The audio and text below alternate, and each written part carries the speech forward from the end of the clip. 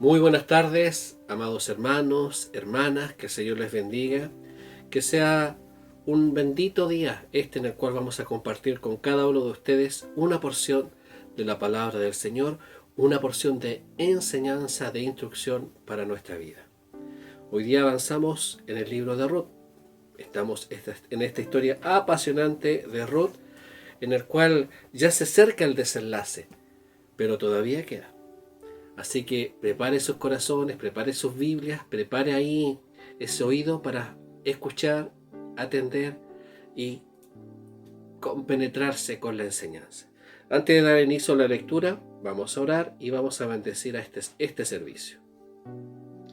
Padre Celestial, te damos las gracias por este nuevo día que tú nos has concedido. Es cierto, el día ya ha terminado, ya estamos en tarde-noche, pero hasta aquí tú has guardado nuestra vida, hasta aquí tú nos has cuidado y protegido. Y queremos culminar esta jornada de la mejor manera, recibiendo tu instrucción, recibiendo tu palabra. Gracias, Padre, por tu preocupación y por todo lo que nos has dado, porque todo lo que hemos recibido ha sido bueno. Bendito Rey, solo te pedimos que en esta hora tú nos hables y tú nos guíes mediante esta enseñanza. Pon una buena disposición en nuestro corazón para recibir esta instrucción. Pon sabiduría en la boca de nuestro pastor para que pueda compartir lo que tú le has dado en gracia. Él lo pueda también entregar a la congregación. Pon ahí esa visión clara y entendida para que también pueda compartir con nosotros de esta bendición. Gracias, Padre. Muchas gracias. Te pedimos todo esto en el nombre de Jesús. Amén. Bien, hermanos, hoy día vamos al último capítulo del libro de Ruth. Son 4 en total. Vamos al capítulo 4, pero vamos a leer solamente hasta el versículo 9. Del capítulo 4 hasta el versículo 9. Del versículo 1 al versículo 9. Y le voy a dar lectura en el nombre del Padre, del Hijo y del Espíritu Santo. Así dice su palabra. Boz subió a la puerta y se sentó allí. Y aquí pasaba aquel pariente de quien Boz había hablado, y le dijo: fulano, ven acá y siéntate. Y él vino y se sentó. Entonces él tomó a 10 varones de los ancianos de la ciudad y dijo: sentaos aquí. Y ellos se sentaron. Luego dijo al pariente: Noemí, que ha vuelto del campo de Moab, vende una parte de las tierras que tuvo nuestro hermano Elimelec. Y yo decidí hacértelo saber y decirte que la compres en presencia de los que están aquí sentados y de los ancianos de mi pueblo. Si tú quieres redimir, redime. Y si no quieres redimir, decláramelo para que yo lo sepa, porque no hay otro que redima sino tú y yo después de ti. Y él respondió: yo redimiré. Entonces replicó Boz: el mismo día que compres las tierras de mano de Noemí, debes tomar también a Ruth, la moabita, mujer del difunto, para que restaures el nombre del muerto sobre su posesión. Y respondió el pariente: no puedo redimir no puedo redimir para mí, no sea que dañe mi heredad. Redime tú, usando de mi derecho, porque yo no podré redimir. Había ya desde hacía tiempo esta costumbre en Israel tocante a la redención y al contrato, que para la confirmación de cualquier negocio, el uno se quitaba el zapato y lo daba a su compañero, y esto servía de testimonio en Israel. Entonces el pariente dijo a Boz: tómalo tú, y se quitó el zapato. Y Boz dijo a los ancianos y a todo el pueblo: vosotros sois testigos hoy de que he adquirido de mano de Noemí todo lo que fue de Elimelec y todo lo que fue de Kelión y de Malón. Vamos a dejar hasta ahí esta enseñanza, porque el desenlace viene después. Así que, hermanos, que el Señor les bendiga, reciba esta instrucción, y ahora vamos a dejar a nuestro pastor Francisco, que nos va a dar la explicación de esta palabra. Adelante, pastor. Toda la honra y toda la gloria le pertenecen a nuestro amado Dios a través de nuestro Señor y Salvador Jesucristo. Un placer de estar una vez con todos ustedes En este momento, un abrazo fraternal para todo el ministerio evangelístico Hijos del Dios Viviente, para todos los familiares, amigos y gente que necesite un estudio de la palabra de Dios, enseñanza de la palabra de Dios. Y con la ayuda de Él y el poder del Espíritu Santo, uno lo hace hacer de la forma más simple, más sencilla posible, para que todos puedan entender. Porque esta explicación va para la iglesia. Ustedes saben bastante de la Biblia, pero mucha gente que también escucha y ve este programa, este estudio bíblico, no entienden mayormente. Por eso lo hago lo más sencillo posible, con la ayuda de Dios para todos ustedes, y algo que a mí me fascina hacerlo. Así que desde aquí, desde el viejo continente, con una calor cerca de 40 grados, estoy feliz. Estoy feliz.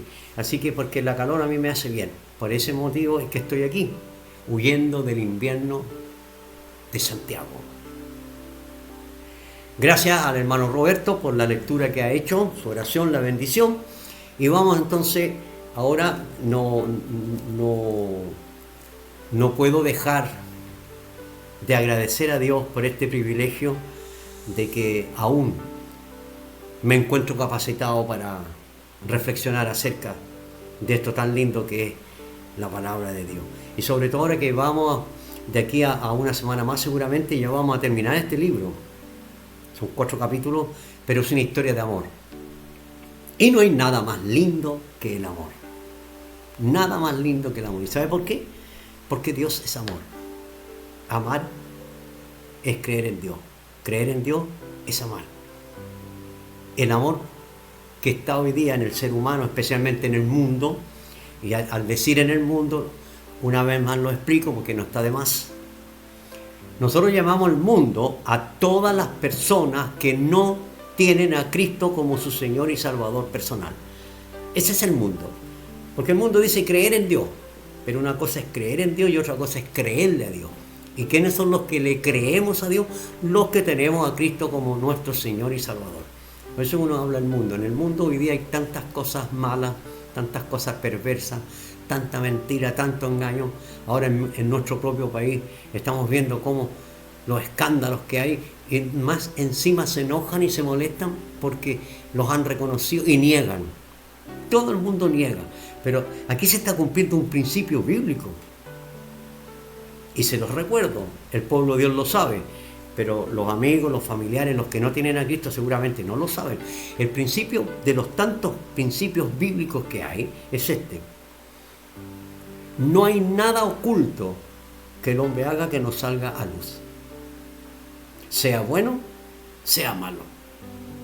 Siempre nos va a alcanzar la verdad. Por mucho que mintamos, la verdad sale a luz. Y hoy día está saliendo realmente lo más malo de los políticos.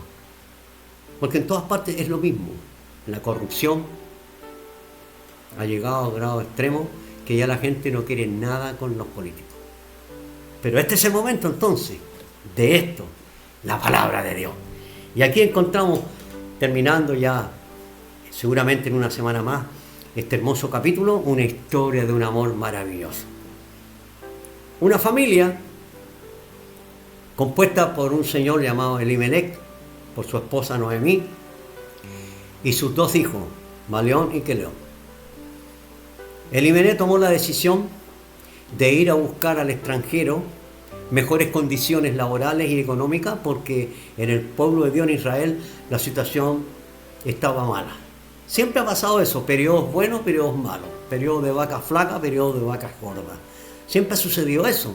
Y por lo tanto uno tiene que ser previsor, y eso no es falta de fe, uno tiene que ser previsor. Pero siempre las vacas gordas son cuando el hombre busca a Dios, y las vacas flacas son cuando el ser humano se aleja de su Creador. Y eso había pasado con el pueblo de Israel. Se habían vuelto ingratos, pecadores, habían olvidado a su Creador, a su Dios que siempre lo había protegido, y la situación económica era grave, había hambre, había necesidad. Entonces Elimelech tomó la decisión de ir al extranjero a buscar mejores condiciones de vida. Pero ¿cuál fue el problema que tuvo Elimelech? No consultó a Dios. No consultó a Dios. Porque uno tiene que tomar en cuenta a Dios en todo. Si él hubiese consultado a Dios, no habría pasado lo que pasó. Pero lo que pasó estaba planificado por Dios. No es que Dios obliga a las personas a tomar decisiones, no. Nosotros somos libres de tomar las decisiones que queramos. Y por lo tanto somos el resultado de nuestras decisiones. Y entonces se fue y fracasó allá. Allá la situación también era mala. Había conflictos también. Pero lo peor de todo fue que este hombre murió. El esposo de Noemí, Elimelech, murió. Y sus 2 hijos también murieron. Pero ellos se habían casado allá y dejaron viudas moabitas. A Orfa y a Ruth. Bueno, y Ruth se vino con su suegra de nuevo a Israel, al pueblito donde era Noemí, a Belén, porque escuchó que se había arreglado la situación económica y decidió volver. Se fue llena, se fue con una familia y volvió sin familia. Pero una de las nueras, Ruth, confió tanto en su suegra, aprendió a amarla de una forma tan maravillosa, porque Noemí era una mujer de Dios. Noemí era una hija de Dios, ella buscaba a Dios, entendía las cosas de Dios, pero ella se sujetaba a su esposo, y su esposo fue el que cometió el error de tomar esa decisión de irse al extranjero. Pero Noemí no sabía que todo esto estaba planificado por Dios. Y Ruth, cuando su suegra decidió volver a su pueblo, a Belén, ella la quiso acompañar, renunciando a su Dios, a un pueblo pagano, dejando a su papá, a su mamá, a su familia, sus costumbres, renunció a todo. Le dijo: tu pueblo será mi pueblo, tu Dios será mi Dios. Donde tú vivas, viviré yo, donde tú mueras, moriré yo. Qué maravilloso. ¿Y sabe todo por qué? Por el testimonio de Noemí, una mujer de Dios. Qué importante el testimonio que tenemos que tener. ¿Qué es lo que es el testimonio? El ejemplo. Porque hoy día hablar bonito no cuesta nada. A mí hablar esto no me cuesta absolutamente nada. Claro, me sale del corazón. Pero más importante que yo pueda hablarlo con relativa claridad para todo, es que hay que vivirlo. Y es difícil, pero no imposible. Porque la Biblia dice que para el que cree todo es posible. Y yo creo que Dios me va a usar una vez más en esta oportunidad, en estos 8 versículos del capítulo 4 de Ruth, que nuestro hermano Roberto gentilmente ha leído y orado por ello. ¿Cómo terminó la clase pasada, la lección, el estudio bíblico pasado? Terminó en que Ruth volvió del campo cargadita con más de 40 kilos de cebada que le había pasado su futuro esposo. Porque Ruth le pidió de frente un matrimonio a vos. Y vos tenías que clarificar por las costumbres que habían, tenías que clarificar la situación, porque cuando hay un pariente más cercano que vos de la familia, él tenía la preferencia para poder redimir, rescatar, comprar, ayudar a Ruth. Y por lo tanto, ese era un problema. Pero él se iba a encargar de ese problema y iba a ver qué se podía hacer. ¿Por qué? Porque vos se había enamorado de Ruth. ¿Y por qué se enamoró de Ruth? ¿Por su belleza solamente? No. Se enamoró por la conducta, por el ejemplo. Ya todo Belén, todo el pueblo sabía cómo era esa mujer, a pesar de que era de un pueblo enemigo, pagano, era un ejemplo de mujer. Parecía más del pueblo de Dios que las mismas que pertenecían a Dios. Y eso lo impresionó, el testimonio que tenían todo el pueblo, todos coincidían, un gran ejemplo. O sea, como Proverbios 31, ¿de acuerdo? La mujer virtuosa, una mujer virtuosa, sabia, trabajadora, humilde, obediente, se sujetaba sin reclamar, sin hacer nada. Y sobre todo, la amistad que nació entre ella y su suegra. Y cómo ella le hacía caso en todo a su suegra, porque su suegra era una mujer de Dios. Y a través de ello, fue que vino de esa obediencia de Noemí, la obediencia, vino esta bendición. Y terminamos la clase pasada con que Ruth le relata todo lo que había hecho Boaz, y Noemí le dice: no te preocupes, hija, porque este varón es sabio y te quiere, siempre ha sido bondadoso, un muy buen familiar, él se va a encargar del asunto, porque había un impedimento para aquello. Y es así como ahora vamos a entrar a ver cómo se solucionó esto. ¿Por cómo se solucionó esto? Muy fácil. Dice, Boaz encontró una manera limpiamente la solución al problema que impedía que él se casase con Ruth. Y aquí leemos en el primer versículo del capítulo 4, Boaz subió a la puerta y se sentó allí. ¿A qué puerta? A la puerta de la ciudad, del pueblo, porque eran así. Tenían 2 entradas solamente y eran amuralladas porque había muchas peleas, muchos conflictos en aquel entonces. Subió a la puerta y se sentó allí, y aquí que pasaba aquel pariente de quien Boaz había hablado y le dijo: fulano, ven acá y siéntate. Y él vino y se sentó. Pareciera una falta de respeto como le habló, pero yo creo que el escritor de este libro, que no tenemos mucha seguridad que fue, posiblemente fue Samuel, pero no hay seguridad, dice que Boaz fue inmediatamente a moverse, porque él se había enamorado realmente de Ruth y quería estar con ella y quería casarse con ella, pero había un impedimento, alguien que por sobre él, que era más cercano como familiar, tenía la prioridad para hacer lo que Boaz quería hacer. Entonces dice que justo podríamos decir: coincidencia. No, en Dios no existen las coincidencias ni la raridencia. Aquí era una diosidencia, plan que estaba en los planes de Dios. Este plan, valga la redundancia, había un propósito. Entonces él le llama, vamos a poner un nombre: Efraín. Oye, Efraín, pariente mío, necesito urgente hablar contigo, por favor. Así que sentémonos.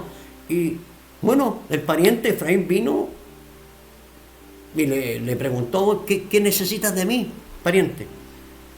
Entonces dice que él tomó a 10 varones, que en Boaz, a 10 varones de los ancianos de la ciudad, de los dirigentes, de la gente importante de ahí de Belén, y dijo: sentaos aquí, y ellos se sentaron. El número 10 es muy importante en la Biblia. ¿Por qué era muy importante? Por darle un ejemplo, ahí en Génesis, cuando Dios decidió destruir Sodoma y Gomorra, conversaba con Abraham, y Abraham dijo: y subieran 50, llegaron hasta 10. Y subieran 10, ni 10 habían.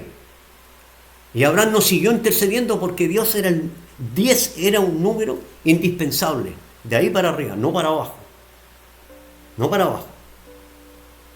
Entonces aquí 10, incluso hasta estos tiempos, he sabido que los judíos no pueden hacer un servicio, una reunión en su sinagoga, sin que hayan 7 varones, o sea, 10 varones mínimo presentes. Así que era importante, por eso llamó a 10, que eran 10 testigos en el fondo. Dieron un número muy importante. Así, y para hacer una transacción comercial que se iba a hacer. Bueno, dice en el versículo 2: entonces él tomó 10 varones de los ancianos de la ciudad y dijo: sentados aquí, y ellos se sentaron para conversar y buscar una solución,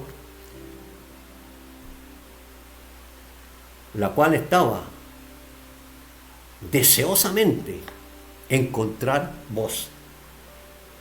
Y en el versículo 3 dice: luego dijo al pariente: Noemí, que ha vuelto del campo de Moab, vende una parte de la tierra que tuvo nuestro hermano Elimelech.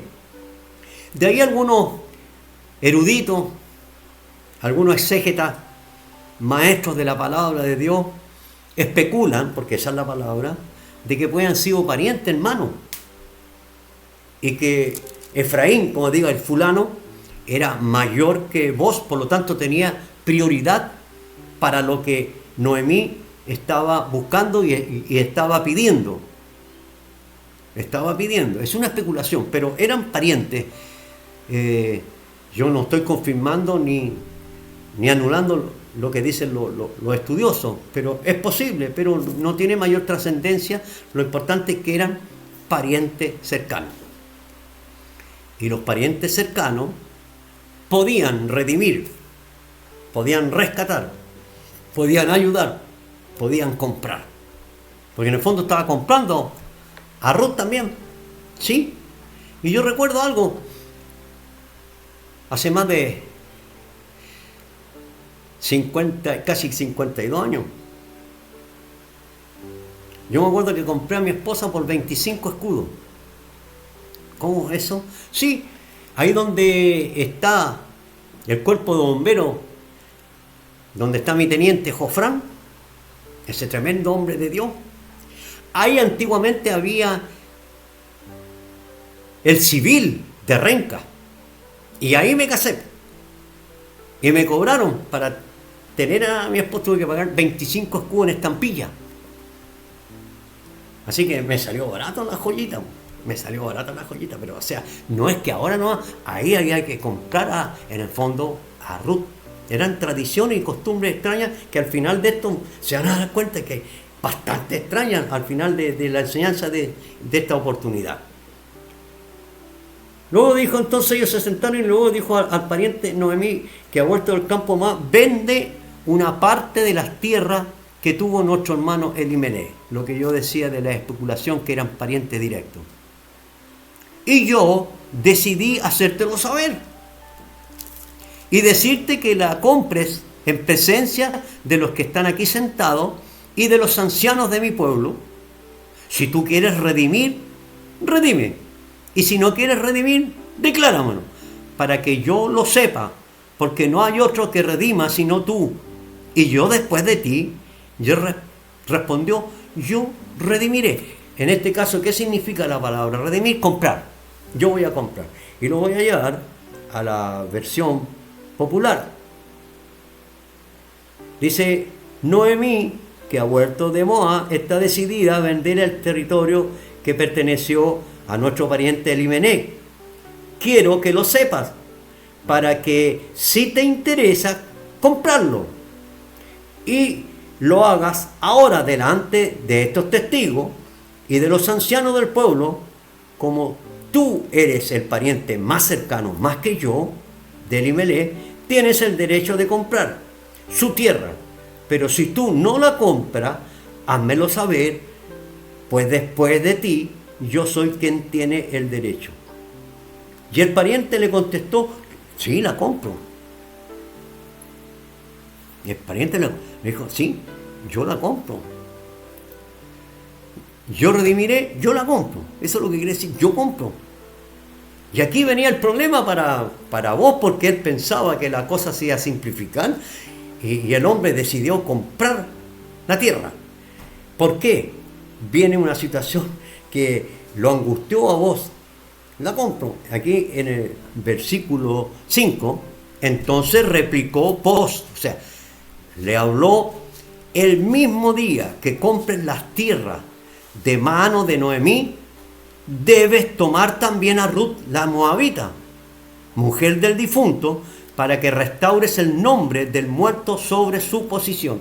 Era muy importante la genealogía en aquel entonces, y cuando un matrimonio no tenía hijo, en este caso porque se había muerto el futuro papá, el posible papá, no podía quedar sin descendencia. Entonces un familiar directo tenía que ocupar el lugar del finado y todo quedaba al nombre del finado, lo que adquiriera en ese momento. En la versión popular sale algo muy maravilloso. El pariente contrató la compra, entonces vos le hizo esta aclaración. Ten en cuenta que si compras el terreno de Noemí, quedas también obligado a casarte con Ruth, la viuda moabita, para que la propiedad siga a nombre del difunto.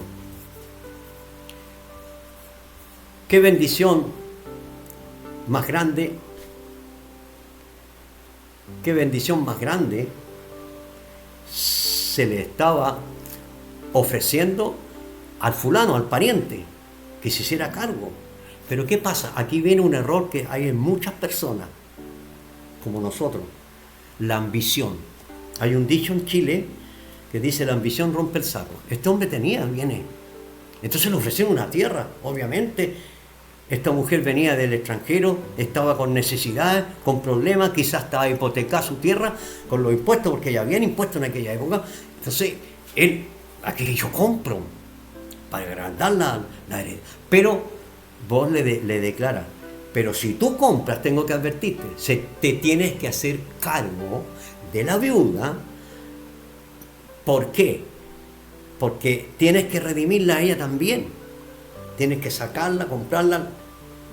Y eso significa que el finado, malón, no va a quedar olvidado, sino que va a quedar ahí, porque esa tierra va a ser a posesión de él. Y esto no le gustó para nada, porque era un tipo ambicioso. ¿Y cuál fue la respuesta? Y respondió el pariente, dijo: no puedo redimir para mí, no sea que dañe mi heredad, redime tú, usando de mi derecho, porque yo no podré redimir. ¿Qué significa esto? Al oír el pariente, contestó: en ese caso no puedo hacer la compra, porque podría perjudicar mi herencia. Pero si tú quieres comprar, hazlo. Yo te cedo mis derechos de compra. Porque él podría perjudicar la herencia a sus hijos, a su familia, a su esposa. Entonces no era el ambicioso. Él quería pan y pedazo. No quiso hacerse cargo de la viuda.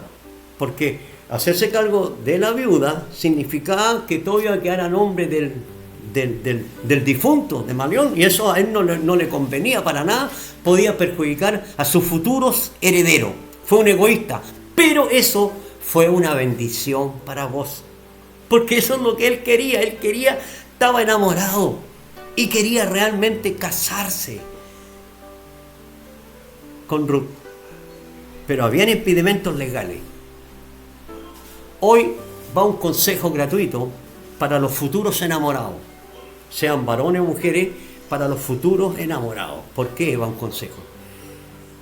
Porque todos en un comienzo, como hay un dicho, toda escoba nueva barre bien, el trato hoy es muy bonito, pero es una apariencia de amor externo, nada más.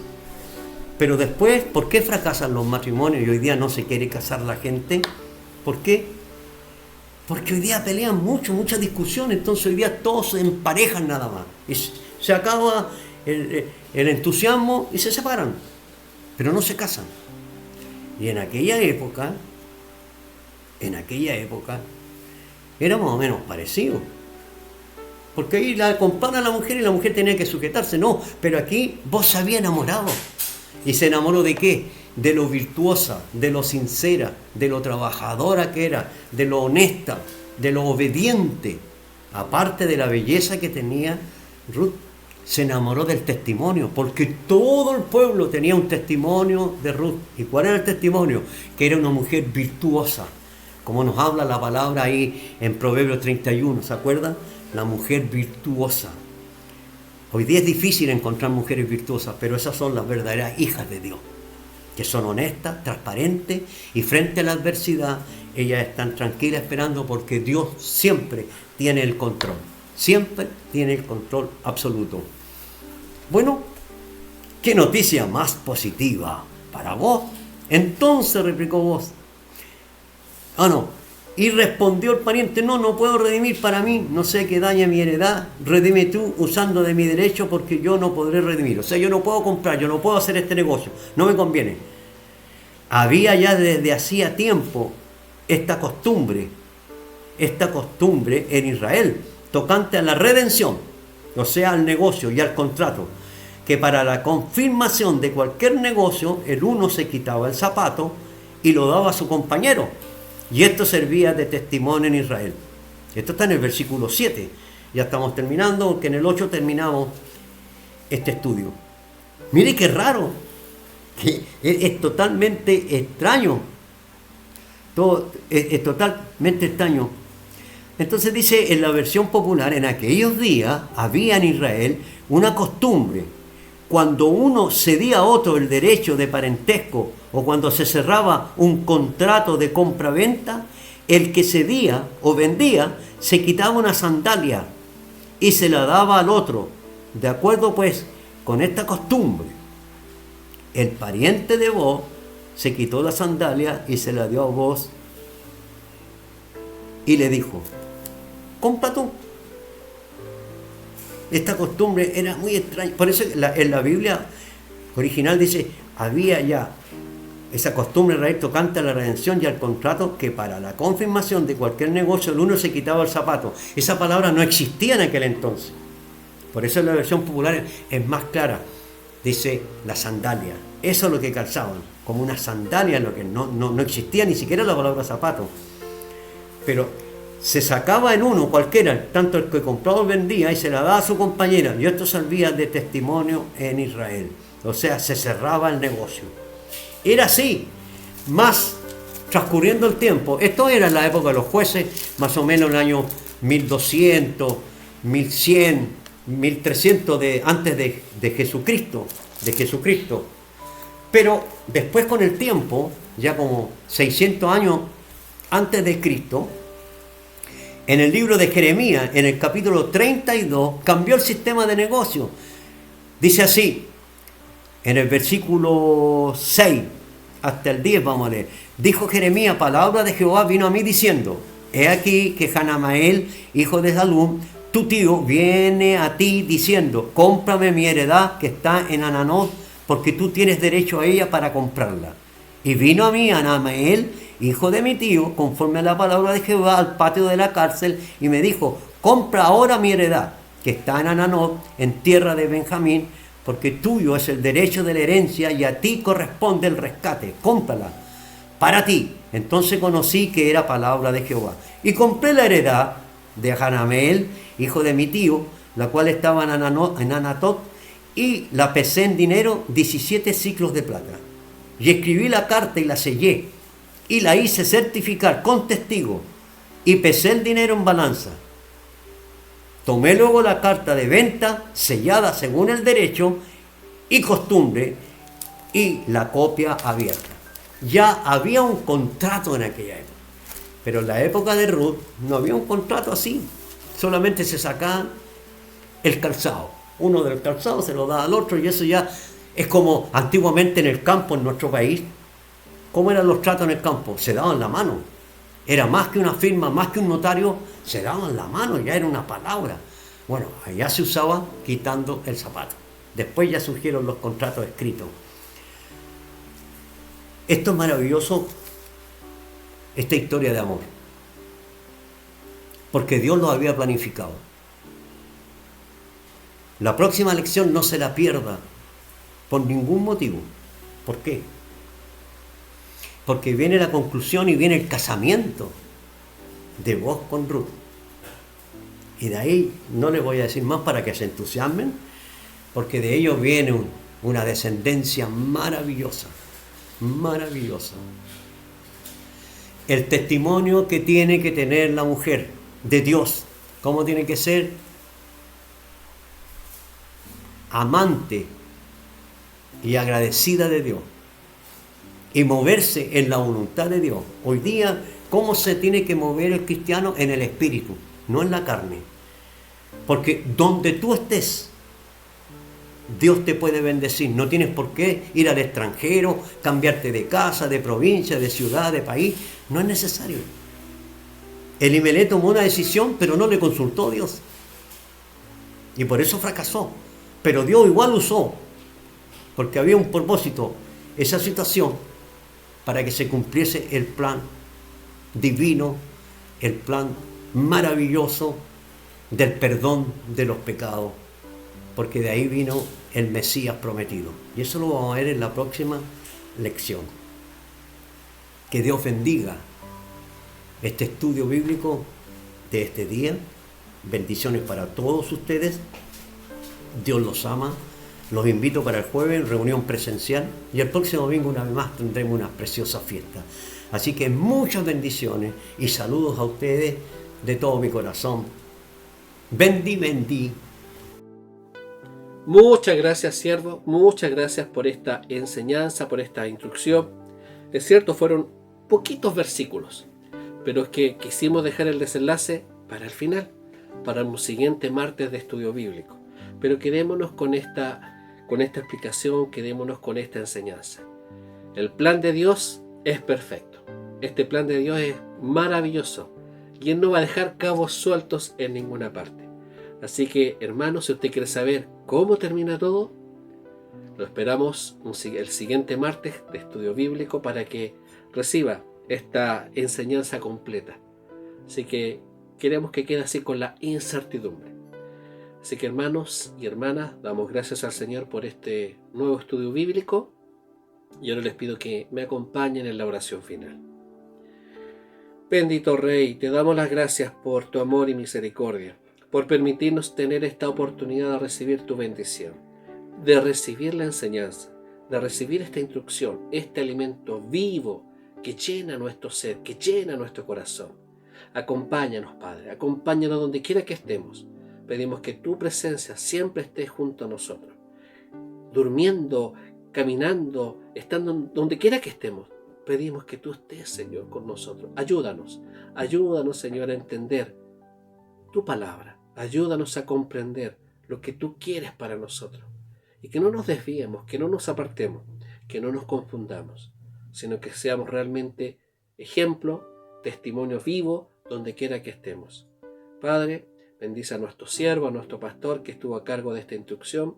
Sigue poniendo gracia y sabiduría en su corazón para que siga compartiendo de esta bendición con todos los hermanos y con todo aquel que necesita esta palabra de bendición. Bendice a cada hermano y hermana que estuvo atento a recibir esta palabra. Pon también esa capacidad en su corazón de seguir adelante y no conformarse con lo que ha escuchado, sino que ir más allá para adentrarnos cada día más en tu palabra y en tu misericordia. Padre, todo esto te lo pido en el nombre de Jesús. Amén. Amén, iglesia, hermanos, hermanas, que el Señor les bendiga. Dejamos hasta aquí el estudio bíblico y lo esperamos en un siguiente martes de bendición. Así que será hasta en una próxima oportunidad. Bendiciones.